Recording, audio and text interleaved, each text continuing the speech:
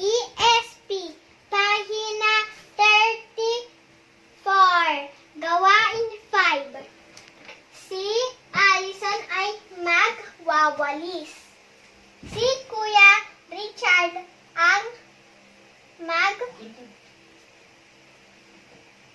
liligpit ng mga pinagkainan.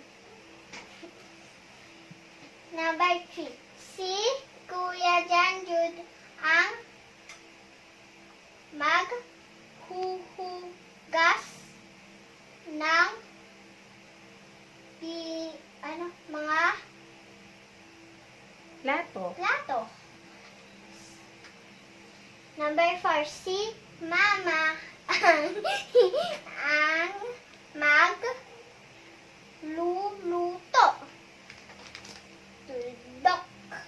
Sunod, si Allison ang magpupunas ng mga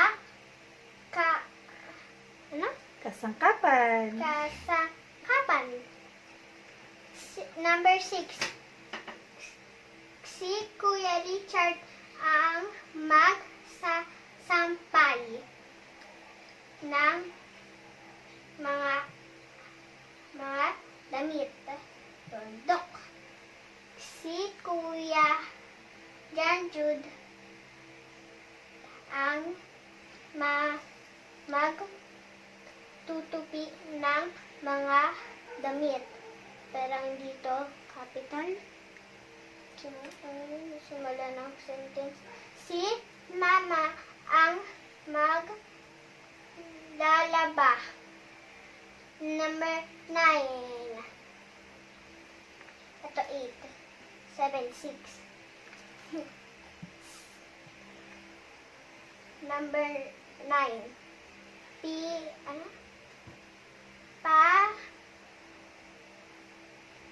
Palitan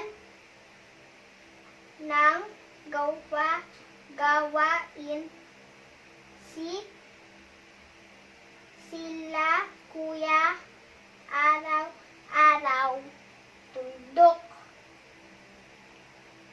Yan. Tuldok. Number 10. Bawal ang hindi sumunod.